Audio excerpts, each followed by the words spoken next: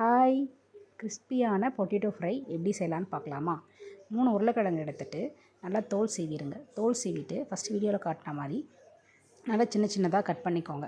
நான் சொல்கிற மாதிரி இதே மெத்தடில் செஞ்சிங்கன்னா கண்டிப்பாக ஒரு 10 மினிட்ஸ்லேயே நீங்கள் வந்து இதை செஞ்சிடலாம். ரொம்ப டேஸ்டியாக இருக்கும். எல்லாத்துக்குமே வந்து ரொம்ப சூப்பராக இருக்கும். தயிர் சாதத்துக்கெலாம் ரொம்ப சூப்பராக இருக்கும். நீங்கள் கண்டிப்பாக ட்ரை பண்ணுங்கள்.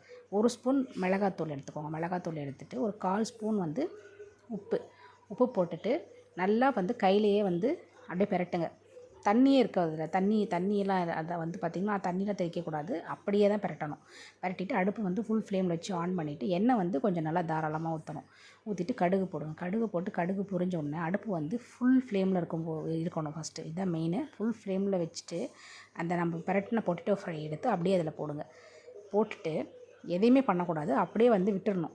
இந்த மாதிரி வந்து தட்டி விட்டுட்டு நல்லா ஈவனாக வச்சுட்டு அப்படியே விட்டுருங்க. அது வந்து ஃபுல் ஃப்ளேமில் இருக்கணும். அப்படியே விட்டுட்டிங்கன்னா அது ஓரளவுக்கு ரோஸ்ட் ஆகும். ரோஸ்ட் ஆகி கொஞ்ச நேரத்துக்கு அப்புறம் லைட்டாக பரட்டி விட்டு திரும்பியும் அதே மாதிரியே ஃபுல் ஃப்ளேமில் வச்சுட்டு அப்படியே வச்சுருங்க. பார்த்திங்கன்னா இப்போ அந்த ஊற்றின எண்ணெய் பார்த்திங்கன்னா ஃபுல்லாக எண்ணெய் பிரிஞ்சு வரும். எண்ணெய் பிரிஞ்சு வந்ததுக்கப்புறம் அடுப்பை சிம்மில் வச்சுட்டு நீங்கள் அப்போ தான் சிம்மில் வைக்கணும். சிம்மில் வச்சுட்டு லைட்டாக கிளறி எடுத்துட்டிங்கன்னா இந்த மாதிரி கிறிஸ்பியான பொட்டேட்டோ ஃப்ரை வந்து நல்லாயிருக்கும். கண்டிப்பாக ட்ரை பண்ணுங்கள். தேங்க்யூ.